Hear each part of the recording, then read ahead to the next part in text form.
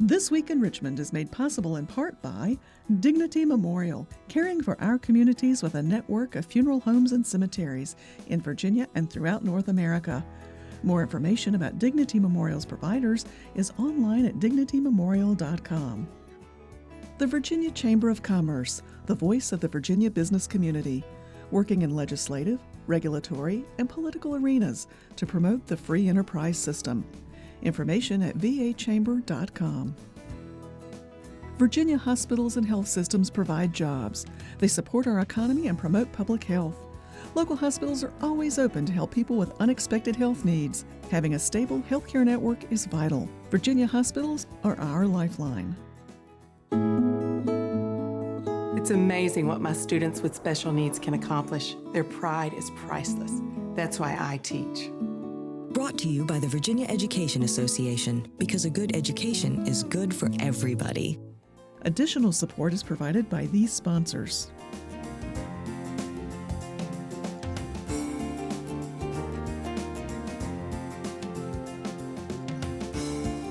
And by the members of Virginia's public television stations. Thank you.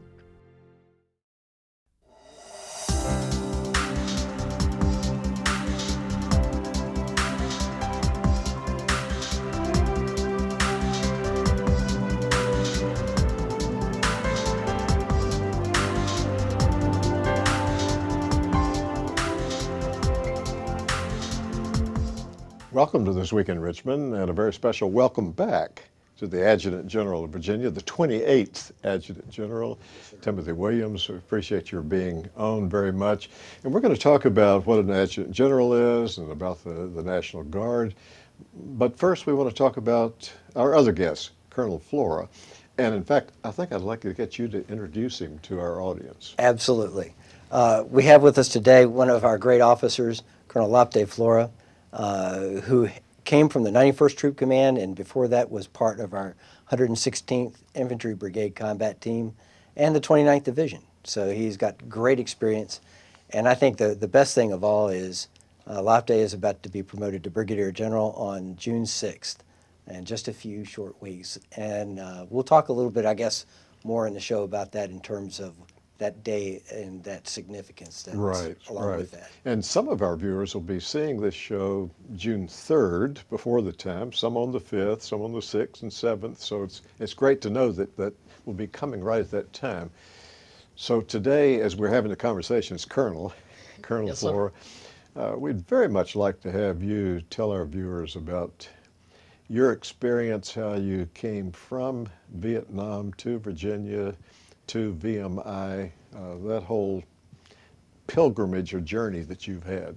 Well, thank you very much for the opportunity here. I was born and raised in Saigon, South Vietnam. Well, of course, during the conflicts, and my dad was killed when I was 2 years old. So in a pretty large family of 6. So a mom, single mom, pretty much took care of 6 kids, which is pretty tough. In this country, we have safety nets, like the welfare, food stamp to kind of take care of you. But back in those days, in Vietnam, you pretty much like the strong survive. So after the war, 1975, time got pretty tough. So mom sent a couple of us to the jungle, try to stay low key. And so I spent about three and a half years in the jungle of Vietnam, a little town called Long Khánh. And after that, life was pretty miserable in the jungle. You try to live off the land, and so we decided to escape.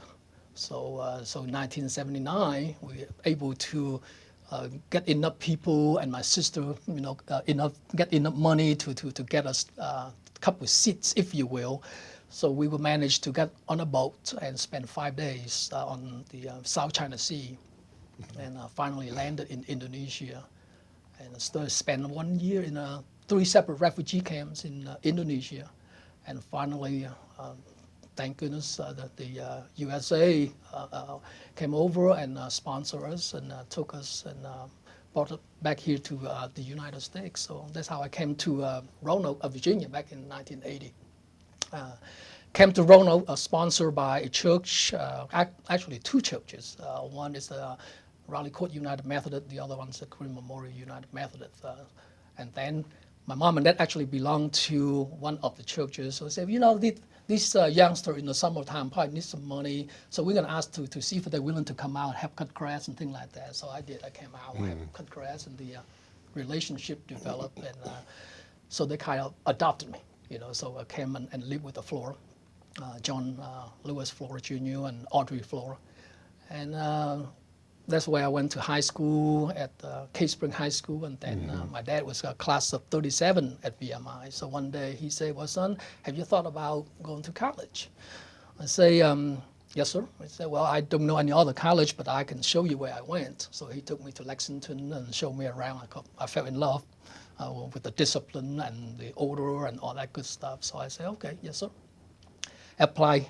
The only school that I applied for and Right, got in. yes. And that's how I ended up at VMI. So We were having conversation before we started taping, and General Williams was talking about being a nation of immigrants. And your story, a very compelling and moving one, a very special way that you had to come to this country. But also, I would hope, underscoring the best of what it is to be the United States of America, the way we welcome, have welcomed people for years. I tell you, centuries. it's when I came here, pretty much penniless, right, destitute, and didn't really have anything to show for. But within my heart at that time, I do have a tremendous amount of hope, but a tremendous amount of gratitude. So you have the burning desire to give back. You know, you want to do something to get back to your adopted country that really give me and my family a second chance in life. It's very difficult to actually describe the euphoric moment when I first set foot in America. It's just the feeling just indescribable. It definitely is heaven on earth. That's the United States. Did some of that, in a sense, what as you say, wanting to pay back, lead to your choosing then to be in the military beyond just the initial time that you had been required to do so? Yes, sir. Yes, sir. I was very lucky when I came to VMI. I got this, what they call the state cadetship. It's a scholarship from the state, which is all I have to do is serve 8 years to pay back. And of course, I've been around 28 years now, so and still going. Yeah, so the desire to give back is very, very strong, which is kind of keep me going. It's been great, it's a wonderful opportunity. I tell you, the National Guard is, I would say, one of the best kept secret. From my point of view, it allows me the honor to serve my country in time of war, but also allow me the opportunity to serve my community in time of peace, natural disaster, but still allow me plenty of time and opportunity to really fulfill my civilian aspiration. Because I want to do everything, and this is just like a perfect organization to do that. And quite frankly, I believe my civilian accomplishment, much of my civilian accomplishment, I attribute that to the GAR. Because the GAR, some people do not know, it's an extremely professional organization. As a senior leader, I have had many opportunities to review some of the record of our junior officers and NCO. And you're talking about over 50% of our field grade officers have advanced degrees. How many organizations that you belong to actually have this kind of caliber of people? And when I, as a commander, I went and visit some of our junior leaders.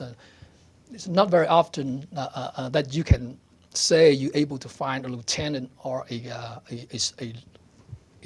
major is a CTO of a company, a CEO of a company. That's just tremendous amount of talent inside the GAR. And I definitely attribute much of my success. Kind of funny, about three weeks ago, one of the HR director from my company came down and asked me a little bit about the GAR. So he said, "Oh, you command a battalion and brigade, so running a company of 1,000 people, 600 people is nothing." I say, No, it's very easy. Guy like us who've been command battalion and brigade, and when you get to a company the size of, let's say, 1,000 or a couple thousand, not a problem. So that I attribute a lot of that to the Guard, because it allows us the opportunity to grow and work out all the leadership. There's a tremendous amount of I would say the teamwork, because for us in uniform, teamwork, character, non-negotiable. Those very, very attributes is desperately needed in the civilian sector. So the Guard to me is a great value, not only for our country, but for our state and to many of the employers out there as well too. So I was very interested to see that the roots that you've developed in the Roanoke area and in your civilian life, that you're one of the top officers in a company that's working on night vision and other things that help people who are serving in the military.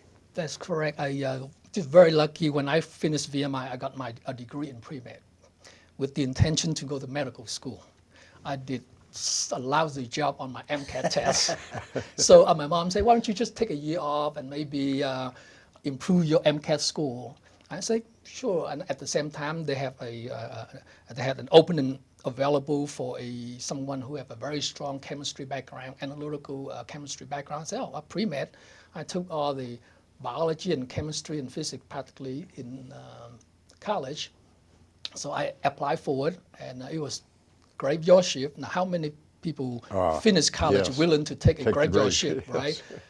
And I remember my mom told me, say, son, get in the door. That is the most important thing. Take whatever available you get in the door. If you're good, people will know and will recognize you.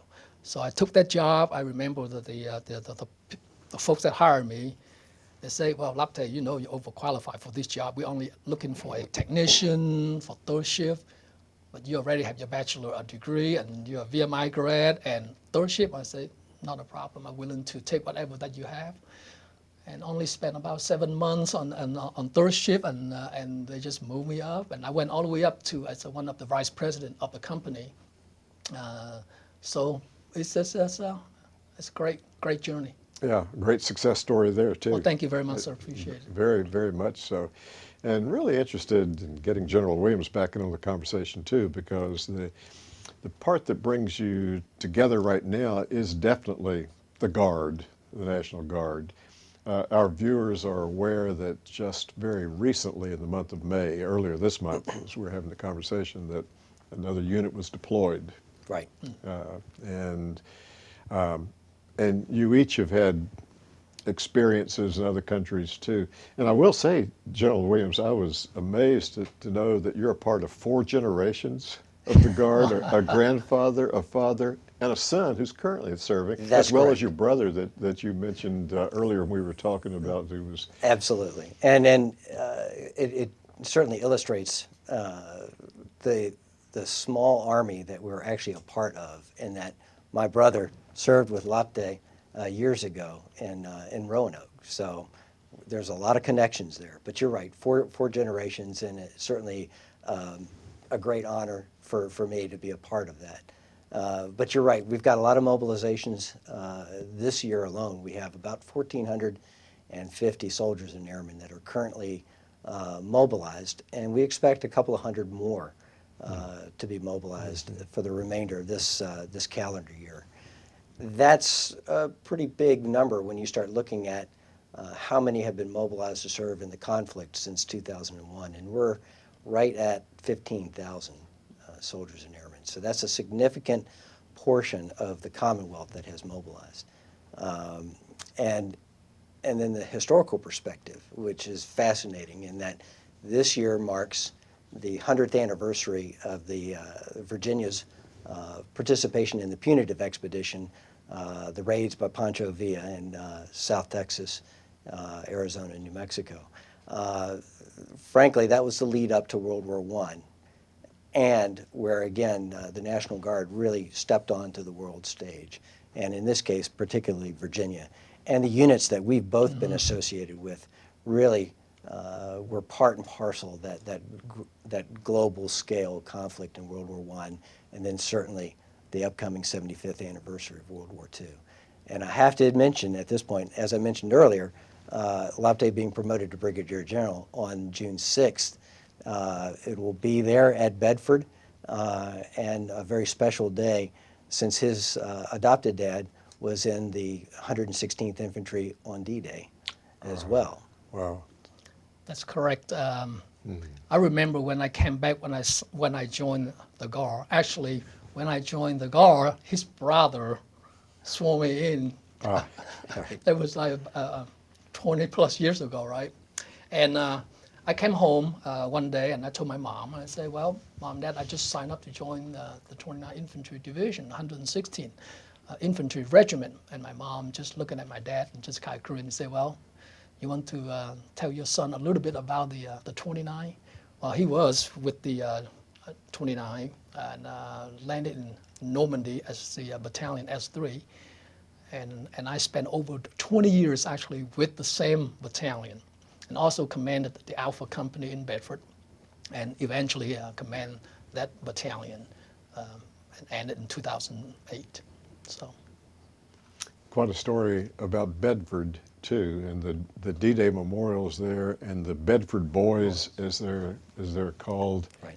And certainly it's a time on D-Day, Memorial Day weekend, and D-Day to be giving thanks for the sacrifices that they made and that many others have made too. Right. Absolutely. It's probably one of the most important things that we can do as members of the Guard is to make sure that we highlight the history of our organization to show that frankly, the importance of the Guard and our military in general, but in our case specifically the Guard, and why it's important that we continue to support our soldiers and airmen that are currently serving and what they're going to do this year and into the future years. They're a key component to our nation's defense, and without it, we really couldn't do that job. And I think about 9,000 members, I've been told, in the Army National Guard in Virginia, the Air National Guard, and the Virginia Defense Force. That's correct. And if you said that the Guard, one of the maybe the best kept secrets, I would say even somewhat better kept secret, not intentionally, is the Virginia Defense Force. Correct. The Defense Force is comprised of volunteers, about 400 on the rolls, and they're complete volunteers. They're not paid unless they're called to a state active duty during an emergency operation. What's amazing is the depth of skills that they bring. A good portion of these men and women are retired from the military. They come back, they want to volunteer and bring that expertise, whether it's in communications, to command and control, emergency operations. They're just a phenomenal partner and frankly, a combat multiplier, as we would say. They truly are a key component to our emergency operations. There's probably openings at times for people to join there, and from what I understand, it doesn't have the same age restriction or requirement. Absolutely, and we can go well beyond age 60, and we've got many people who want to continue their service. So it's a phenomenal way to do that and still be in uniform and serve our Commonwealth. So probably if any of our viewers wanted to get more information, they probably could almost Google or use some other search engine Without to a get doubt. Virginia Defense Force. Correct. Yeah, and get that information. Well, the service that each of you's had here in the Guard and then overseas has really been extremely impressive.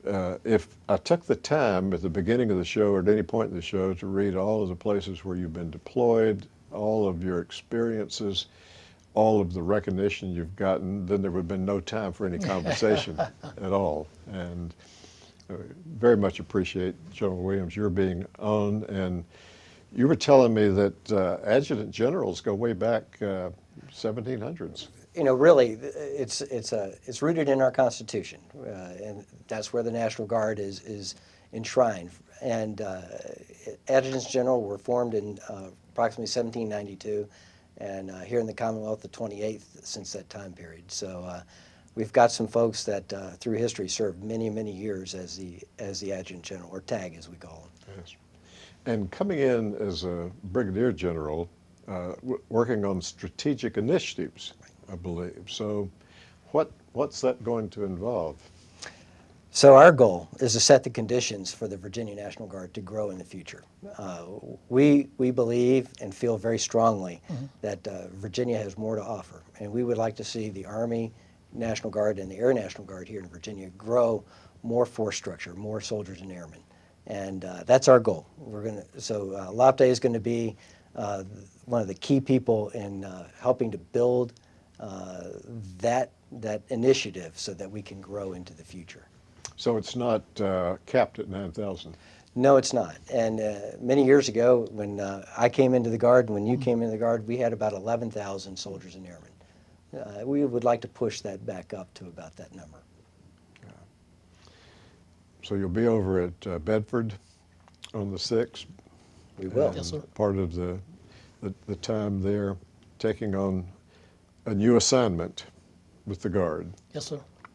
And will it still give you any time to work in your civilian life, or is this moving you into where you'll be almost completely Guard? Oh, no, I'm still doing the M-Day, what we call the M-Day, the part-time version of it. Still have a very strong link back to my civilian job.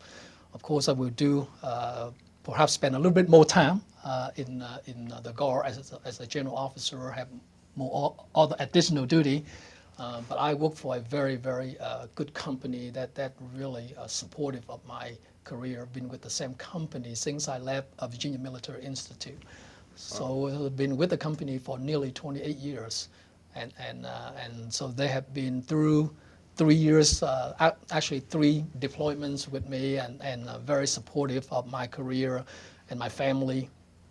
So I'm pretty sure they will continue to support my upcoming assignment here. So, And we should give a shout out to the person who'll be retiring, who will be creating the opening for you to be Without coming doubt. in, someone who has served for years. Absolutely. 35 years plus, Brigadier General Steve Scott, who's retiring and been a great partner and a friend for many years, and a great officer as well. Yes, yes. Well, we thank him for his service here in the Commonwealth and beyond, and now creating that opening for you. We were talking just before we started the show that the two of you were just down interstate or up interstate 81 from each other during the time that you were at VMI and at Virginia Tech. Yes, sir. And both great programs that have probably from those two institutions, many of your 9,000 people who are in the Guard. Without a doubt. We've got great representation both from VMI and Virginia Tech. And we've got, frankly, a great diversity of officers from all of our public schools within the Commonwealth, and a few of our private schools as well. sure. But we're very, very fortunate, particularly to leverage VMI and Virginia Tech. We have a couple of minutes left, and there's probably something that I didn't ask. General Williams, Colonel Flora, what would you add for our viewers in these last couple of minutes? Honestly, I think it's just, frankly, to remember that the National Guard and all the military are still engaged in conflicts and are deploying around the globe. Please keep those soldiers and airmen in their thoughts and prayers. Yeah, the ones who have just gone for 12 months. Correct. 1st Battalion, 116th, Lafayette's That's old correct. battalion. Way to Afghanistan. Actually, they'll be based in Qatar. Oh, yes. But we have soldiers and airmen across the globe from Virginia. Right. And Colonel Flora, what would you add? Well, for me, as the upcoming promotion here, bring back a lot of memories and a lot of sense of appreciation. So I really like to take this opportunity here and thank the American people, really for their generosity, for the empathy, and really for the courage, to embrace us, the both people, stranger into your community and be your neighbors and your fellow citizens. And really the special thank you go to the veterans of our country here that really protect and defend the very Constitution to set the framework so hard work and perseverance pay off. There are many, I would say millions of people around the world that have the hard work, that have the perseverance and still go nowhere because they do not have that framework. And that a tribute to our veterans, and I like to pay Thank my you. tribute to that. Thank you, Colonel Flora. General Williams, thank you for being on This Week in Richmond. Our honor. Thank you.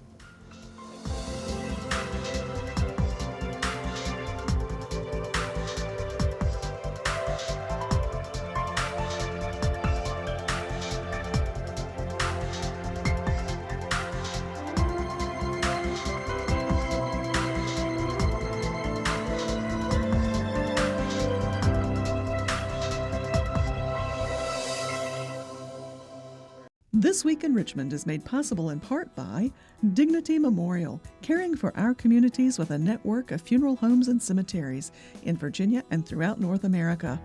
More information about Dignity Memorial's providers is online at dignitymemorial.com. The Virginia Chamber of Commerce, the voice of the Virginia business community. For jobs, the economy, and public health, Virginia Hospitals, our lifeline. The Virginia Education Association, because a good education is good for everybody. Additional support is provided by these sponsors.